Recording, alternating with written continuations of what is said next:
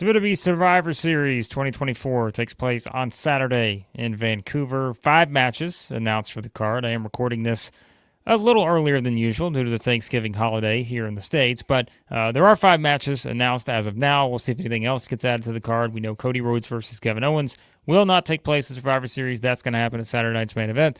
But let's jump into our predictions for each of these 5 matches. And let's start with what I think is probably one of the more predictable matches on the card. This was recently announced on Raw. As we know, it is going to be Bron Breakker defending the Intercontinental Championship against Sheamus and Ludwig Kaiser. And this, of course, comes off the heels of these three really kind of being intertwined over the past little bit.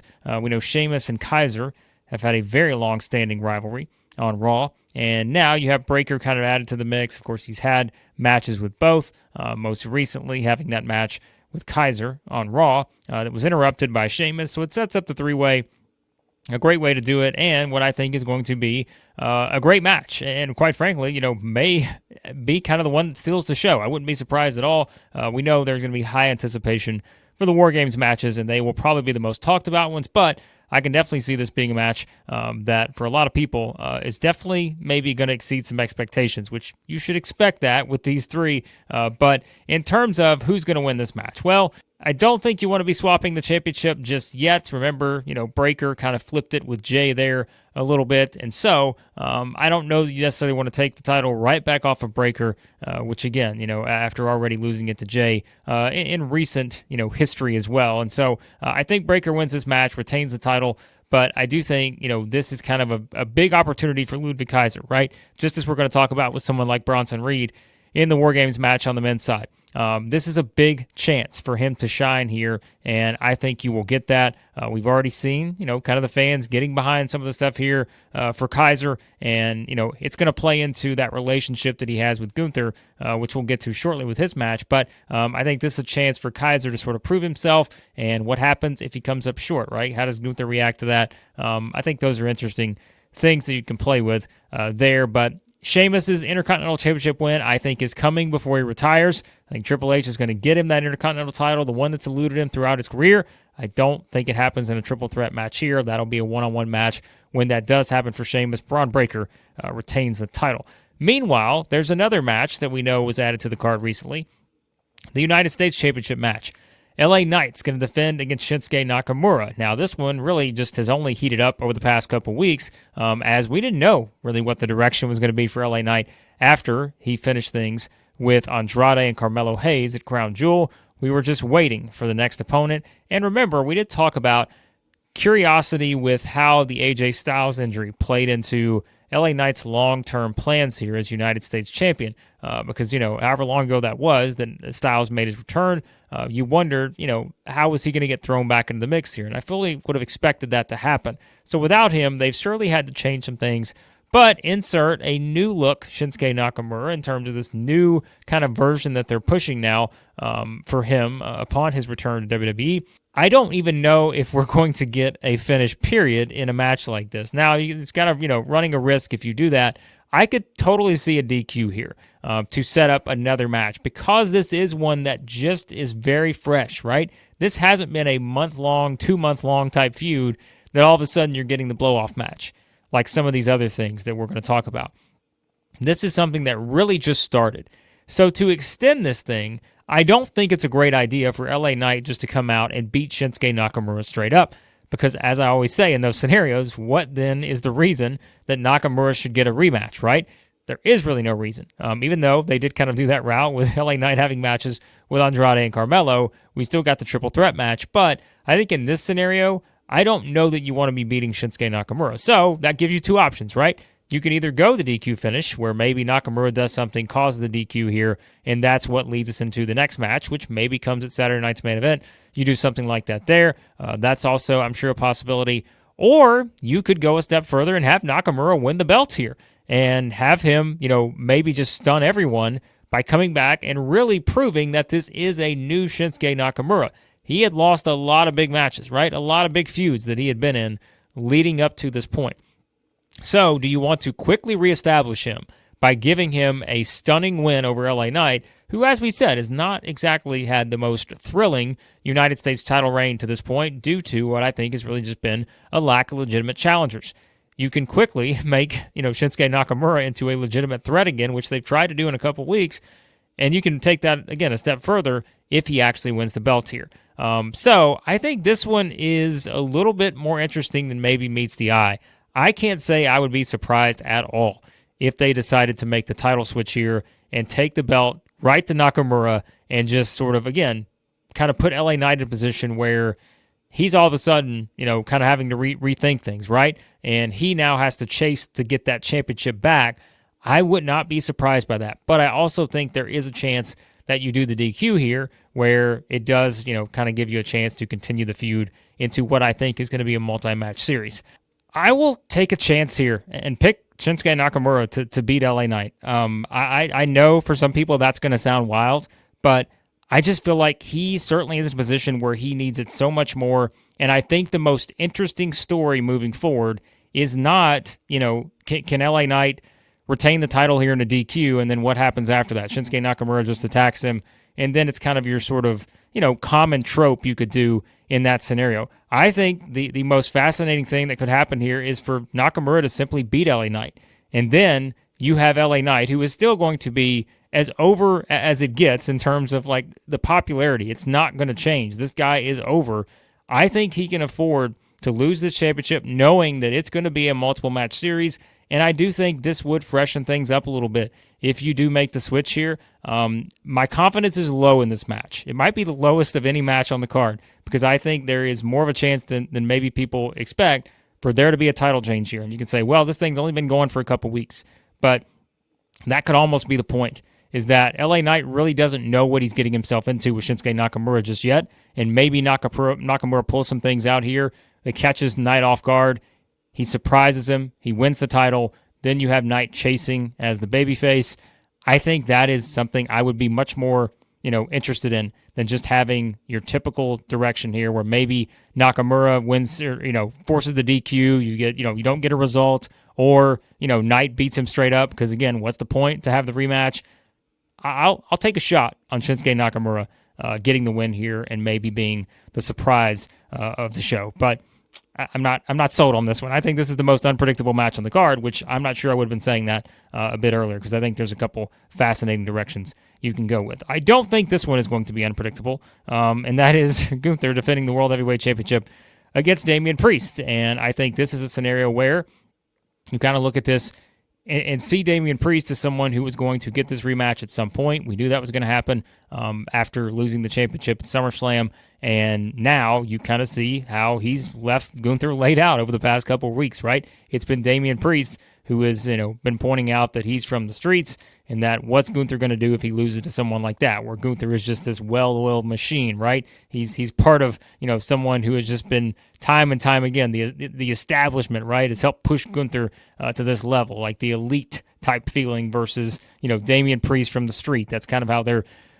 pushing this, but they can push this any way they want. I don't think you're getting a title switch here. Gunther's going to retain the championship, and you may have another scenario where Finn Balor could get involved, right? I know that's kind of a popular pick for people in this particular match. I don't know if that's necessarily the route I would go. Again, I don't know if we need to go back to Damian Priest and Finn Balor, but Gunther's going to win this match, and they've been kind of playing up the confidence and those kind of things. You could see this being one of those where Priest is just getting near fall after near fall, having a chance to beat him, but somehow Gunther is able, to find a way to maybe squeak this win out, maybe do sort of a quick pinfall type scenario, or they just have him straight up, put on the choke and he chokes out Damian Priest. That could happen too. So I think that Gunther's going to win this match. Again, I don't think there's much suspense here with this one. It's really about what happens moving forward for both, and I still think, Gunther has more title challengers out there to see what happens with CM Punk and Seth Rollins and those kind of guys leading into Royal Rumble and WrestleMania 41 season. John Cena, I think, is someone else and comes to the Rumble, those kind of things. So I think Gunther has bigger matches on the horizon. As for what's next for Priest, it's going to be interesting. All depends on maybe if Balor gets involved here. So Gunther's the pick. And that leads us to the Women's War Games match, which I think I talked about the unpredictability with LA Knight and Shinsuke Nakamura. I think there's plenty of unpredictability with these two matches in particular because of the interpersonal relationships that you have specifically on the babyface side of things. Both of these teams, the men's and women's teams that we're going to talk about, it's the history that they all have together that gives you that little bit of intrigue as to, could this person turn on this person? Or could there be miscommunication that cost them the win, right? And that's how they played this up, and I think they've done a really good job with that. And so for this one, we know Bayley's going to be the late addition, right? She is the newest member. She just helped Bianca Belair get the win over Nia Jax, and, now off we go. Bianca and Bayley are on the same side. Sure, they have history together, but hey, all is fine. They're going into this War Games match. They've got to be able to work together. Well, it does seem that easy, right? But here's the thing. I think this match all comes down to one thing, and that is Tiffany Stratton going to cash in the women's Money in the Bank briefcase? If she is, then I think the babyface team is going to win, because that would set up the scenario where they win and maybe Nia Jax and Liv Morgan are both down after the match. I keep talking about the scenario over the past couple months. I think you need something where it's not just as simple as Tiffany seeing Nia there and she's the one she cashes in on. I still think that's what needs to happen. I don't think Tiffany needs to cash in on Liv. But I do like the visual of both Nia and Liv being down and out to where Tiffany is forced to make the decision. And then, if she does make the decision to cash in on Nia, that makes it even more impactful, right? And so, if Tiffany's going to cash in, the babyfaces are going to win this match, and that is the scenario I think that you get. Or I've seen some people say, hey, look, maybe it also may be, it's sort of the switcheroo here. Everyone thinks the dissension could come from the babyface side because of the history between Bianca and Bayley, and of course IYO Sky's there, and maybe Naomi's turning heel. She attacked Jade Cargill. All these different theories, right? But you could also think, hey, maybe Tiffany and Candice have been working together behind Nia's back, right? And it's so those kind of things could come into play here. Liv and Raquel are on the same page. You'd be shocked if there's any sort of, anything there, right, in terms of anyone turning on each other. I just don't see that happening. So could it be the thing where they're leading us in one direction when in reality it's maybe Tiffany and Candice who are going to turn on Nia, and that still allows the baby faces to win? If Tiffany's not going to cash in here, then I think the heels need this way more, because we've talked about Nia Jax has lost some matches as the WWE Women's Champion. And so maybe she needs to get something back here, look a little bit stronger, and maybe she's the one who wins the match. Or maybe it's Tiffany who gets that big moment. No cash in, but maybe she gets that. I am just going to predict that we're getting a cash in here. And because of that, I'm going to pick the babyface team to win this thing. Not, completely confident on that, but I think this is the moment to cash in for Tiffany Stratton. She's had that belt had the briefcase for several months now. You've built it up to this now, and because she is teaming with both of the champions, I think it's too good of an opportunity to pass up her not cashing in here. So because of that, I think that the babyfaces win this thing, even with the advantage, which is unusual, as we know, but also I think we go back to last year, right? Didn't the babyfaces have the advantage last year too, and they still won the match? I'll say that's what we get here. The big moment is Tiffany cashing in. I just think that this is the place where it makes sense to do it, and so because of that, I'll pick Rhea's team, or Bianca's team, or Bayley's team, or IYO's team, or Naomi's team, whoever's team this wants to be. I will pick that person's team to win this particular match, which does lead it then to the men's War Games match, which is going to be the main event without question, as it is Roman Reigns teaming with Jey Uso, Jimmy Uso, Sami Zayn, and CM Punk. And then on the other side, we know it's Solo's version of the Bloodline, Solo Sikoa, Jacob Fatu, Tama Tonga, Tongaloa, and the addition of Bronson Reed. And, it's hard because you go back to last year, both babyface teams won last year at Survivor Series. And I'm just thinking, are they both going to win again? I think if you're, kind of looking at it from a betting perspective, I would probably bet that both teams look like all-star teams and probably should win, right? And so that's where, again, I think this is very interesting, because it's really going to be more about the relationships and what the direction is moving forward. Could you have, there's so many things that could play out here in terms of how they want to do this, because we know The Rock's out there as a possible, maybe he returns, somehow plays a role in this thing. Who knows? And I've said I think that's one of two ways, right? The Rock could return, and I don't know if interfere is necessarily the right way to do it here, but, could this be the thing where Solo loses and that precipitates The Rock's return to basically overthrow Solo, or he's been pulling the strings? Something like that happens, right? That's a possibility. Seth Rollins all of a sudden has become a wild card in this thing, because I mentioned I think Seth Rollins is going to absolutely lose his mind on CM Punk, based on how, Punk basically slides in, takes the spot, even though Rollins said he would never team with Roman Reigns. Is it kind of where now Rollins maybe flips and goes back in the heel direction, goes off on Punk? Is that something that could happen here? And maybe that costs him the match if he somehow gets involved. That's a possibility. And so I think this is one where, when I really look at this, who got the win at Crown Jewel, right? It was, of course, Solo getting the win. And now I think you want to you've gotten this original Bloodline reunion, which has been months and months in the making now.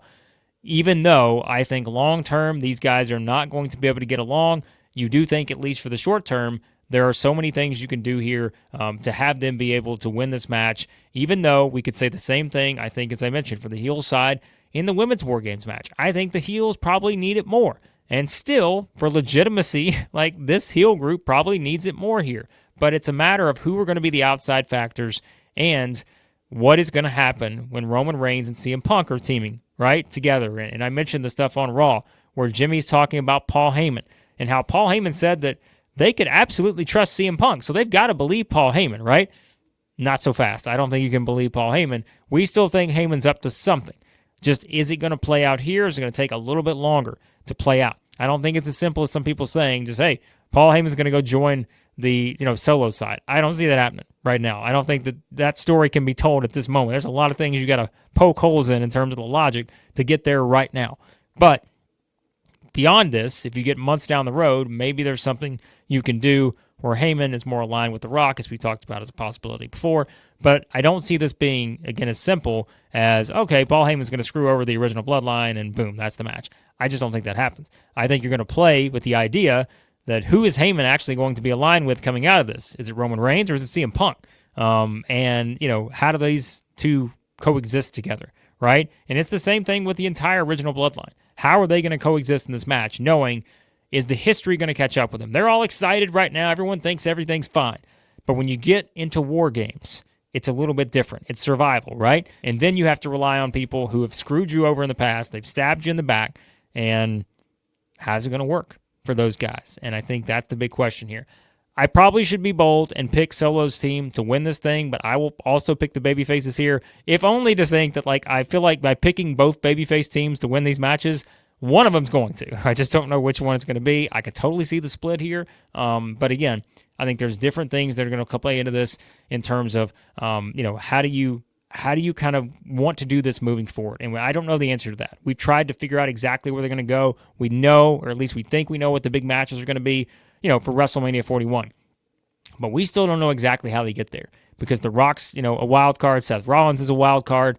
There's a lot of things that can go down in this men's War Games match, and I think it's going to be fantastic. Like I said, I'll pick Roman's team, but I'm not confident about these picks on these War Games matches, because I think there's a lot of outside elements, not including just the match itself, a cash-in potential, a return, a frustrated Rollins. There's so many things that you can do here, I think, to play this out. So there you go, guys. There are my predictions for Survivor Series 2024 in Vancouver. Let me know your predictions, as always, in the comments. Let me know what you think is going to happen in each of these matches, and specifically these War Games matches. How do you see it playing out? The betrayals, the potential turns, they're all there. We just got to figure out which ones they're going to do now and which ones they're going to hold off on. So we'll see what happens at Survivor Series. But again, guys, appreciate you watching. Hit that subscribe button, hit the like button as well, and give me your predictions for Survivor Series 2024 War Games.